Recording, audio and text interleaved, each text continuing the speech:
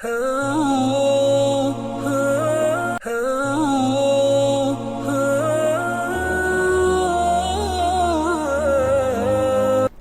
Medina முனவ்வரா மஸ்ஜித் நபவியுடைய குத்பா ஷேக் அஹ்மத் பின் அலி அல் ஹுதைஃபி ஹஃபிதஹுல்லாஹ் நலவின் பருவகாலங்கள் நன்மைகள் செய்கின்ற பருவ காலங்களை நாங்கள் அல்லாஹ்வுக்கு நன்றி செலுத்தி பல படிப்பினைகள் பெறுவதற்கு மத்தியிலே நாங்கள் கழிக்க வேண்டும், பயன்படுத்திக் கொள்ள வேண்டும் என்ற தலைப்பில் ஹம்து ஸலவாத் தக்வாவுடைய வசியத்துக்கு பின்னால் ஈமானி சகோதரர்களே, அல்லாஹ்வுடைய தக்வா இருக்கிறது. அது உண்மையிலே மனதுக்கு நிம்மதி, அது உள்ளத்துக்கு எப்பொழுதுமே ராஹத்தளிக்கக்கூடியது, அது தனிமை ரகசியங்களிலே நட்போடு நண்பனாக இருக்கக்கூடியது, ஆன்மாக்களுக்கு ஒரு சௌகரியமானது.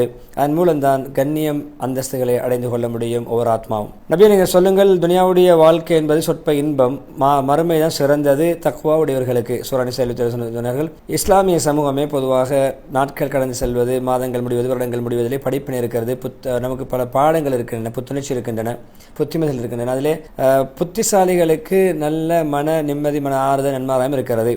காலங்கள் விரைவாக செல்வது உண்மையிலே புத்திசாலிகளை சிந்திக்க வைக்கிறது. கடந்த காலத்தை பற்றியும் அதே போன்று சமகாலத்தை பற்றியும் எதிர்காலத்தை திட்டமிட வைக்கிறது.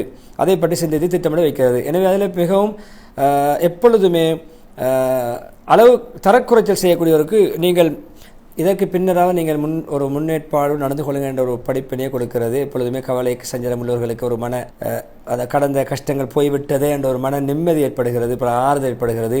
யாரும் துனியாவை கொண்டு எந்த விதமான பொடுப்போக்கானவர் யாரும் துனியாவை கொண்டு ஏமாற்ற விடக்கூடாது என்ற சிந்தனை கொடுக்கிறது. எப்பொழுதுமே கஷ்டவாளி, நெருக்கடியான நிலைமைகளிலே சிரமங்களுக்கு அகப்பட்டவர் நிராசையாகவும் கூடாது என்ற பாடத்தை கொடுக்கிறது. யாரும் பொடுப்போக்காக ஏமாந்து விடவும் கூடாது. துனியாவை கொண்டு கவலை தோய்ந்தவர்கள் கவலை நீங்காது, கஷ்டம் நீங்காது, இப்படி கஷ்டத்திலேயே நாங்கள் மௌத்தாக வேண்டும் என்று நினைக்காமல் அது நீங்கும் என்ற ஒரு படிப்பினையும் நமக்கு தருகிறது சிந்திக்கும் பொழுது.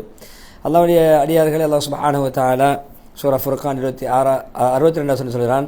அதாவது இரவு பகல்களை அவன் அல்லாஹ் ஆக்கியிருப்பது ஒன்று கொண்டு மாறி மாறி வரக்கூடியதாக, ஒன்றன் பின் ஒன்றாக, இரவு பகல், பகல் இரவு மாறி மாறி, அது படிப்பினை பெறுவதற்கும் நன்றி செலுத்த நினைப்பவருக்கும் ஒரு படிப்பினையாக, சிந்தனையாக, அதே போன்று அது ஒரு படிப்பினையாக அமைகிறது, மாறி மாறி வருவது. எனவே இது வருகிறது செல்கிறது.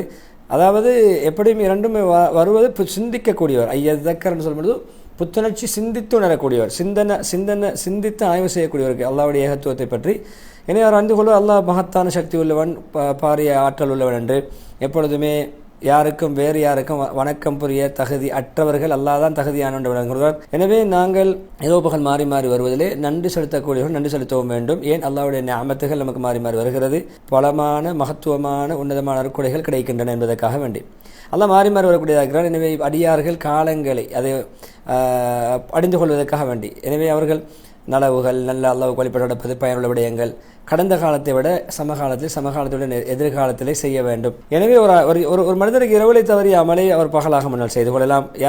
ஒருவருக்கு பகல் நேரத்தில் தவறிய அமலை இரவாக முன்னால் கல்லா செய்து கொள்ளலாம். அபூ மூஸா அல்-அஷ்அரி அறிவிக்கிறார்கள், முஹம்மது ஸல்லல்லாஹு அலைஹி வஸல்லம் கூறியதாக, நிச்சயமாக அல்லாஹ் பகலிலே தவறு செய்தவருக்கு தௌபா செய்வதற்கு, அந்த தௌபாவை ஏற்றுக்கொள்வதற்காக வேண்டி இரவு வரைக்கும் அல்லாஹ் தன்னுடைய விசாலமான கரத்தை, அல்லாஹ் விசாலமான தௌபாவுடைய வாசல் திறந்து வைத்திருக்கிறான். அதே நேரம் இரவுலே பாவம் செய்தவருக்கு பகல் நேரத்தில் அல்லாஹ் தௌபாவுடைய வாசலை திறந்து வைத்திருக்கிறான்.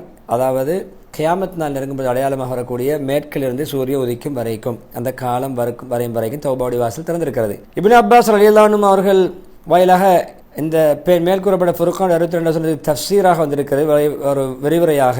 அதாவது யாருக்கு இரவுடைய அமல் தப்பி போகுமோ அவர் பகலில் ஏது அடைந்து கொள்ளலாம், பகலுடைய அமல் ஏது தப்பி போகுமோ அது இரவுக்கு முன்னால் அடைந்து கொள்ளலாம், அதை செய்து கொள்ளலாம். எனவே இரவுகள் பகல்கள் மாறி மாறி வருவது, வருடங்கள் தொடர்ந்து மாறி மாறி வருவது, மாதங்கள், இது எப்பொழுதுமே நாங்கள் யாருடைய நிலைமைகள் நெருக்கடியாக இருக்கிறதோ, கஷ்டங்கள் சிரமங்கள் அகப்பட்டிருக்கார்களோ, அது அவர்களுக்கு ஒரு மன அமைதி, மன ஆறுதல். துனியா என்பது மாற்றம் அடைவது போன்ற நம்முடைய நிலைமைகள் மாறும், நாம் இந்த கவலையிலே இருப்பதில்லை, மாறி மாறி வரும். எனவே ஒரு நிலைமை நீங்கும் இல்லாமல் ஆகும். எப்பொழுது ஒரு நிறையான ஒரு போக்கு கிடையாது. எந்த நிலைமையிலும் அது ஸ்திரமாக நிரந்தரமாக இருக்காது, மாறி மாறி வரும். துனியா உடையவர்களை மாறி மாறி ஒவ்வொரு இடங்களுக்கு நகர்த்தும் அது. எனவே ஒரு நிலைமை இன்னொரு நிலைமையாக, சிரமம் இலேசாக, கவலை சந்தோஷமாக மாறும் என்ற ஒரு மன ஆறுதல் இருக்கிறது.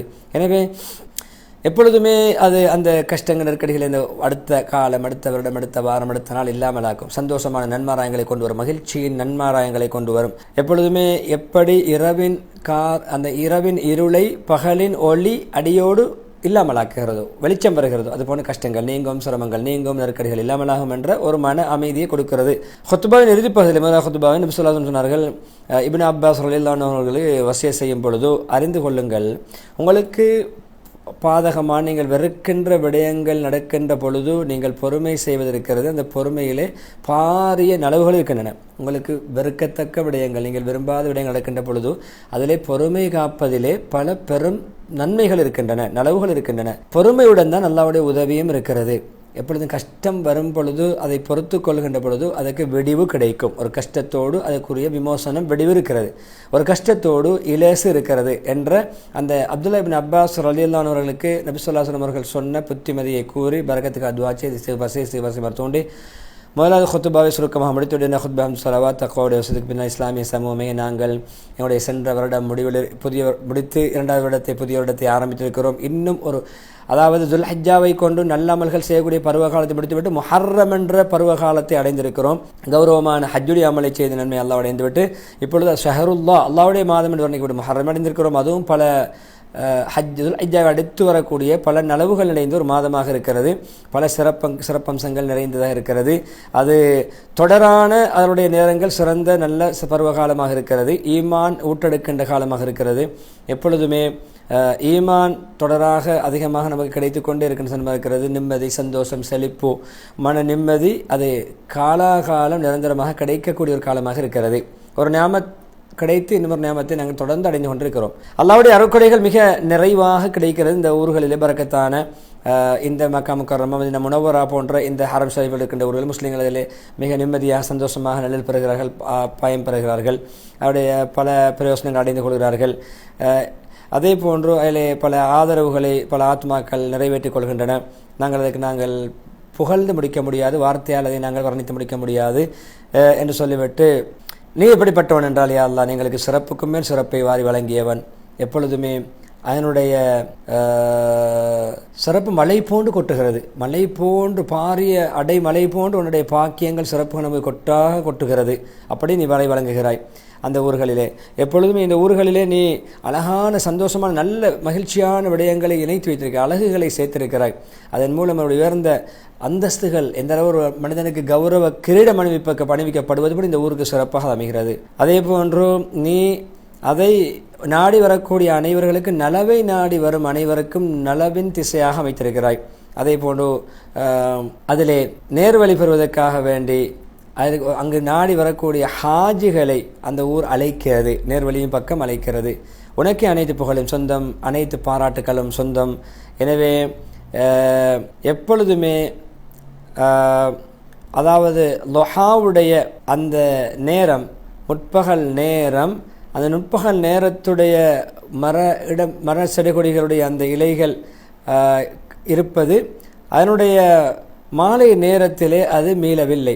அதாவது முற்பகல் நேரத்தில் எவ்வளவு அழகான காட்சிகளாக இருக்கிறதோ மாலை நேரமும் அதனுடைய சிறப்பானதாகவே அமைந்திருக்கிறது. நிரந்தரமான செழிப்பும் பரக்கத்தும் அழகான காட்சிகளையும் கொண்டதாக இந்த ஊர் அமைந்திருக்கிறதுன்னு சொல்லி 2வது ஹுத்பாவை சுருக்கமாக ஒரு கவிதையோடு அங்கே முடித்துவிட்டு நீண்ட துஆ பிரார்த்தனையோடு ஸலவாத்து சொல்லுகின்ற அந்த ஆயத்தை ஸலவாத் சொல்லுமாறு தூண்டி ஹத்தீப் அஹ்மத் இப்னு ஹுதைஃபி ஹஃபிதுல்லாஹ் அவர்கள் தன்னுடைய ஹுத்பாவுக்கு முற்றுப்புள்ளி வைக்கிறார்கள்.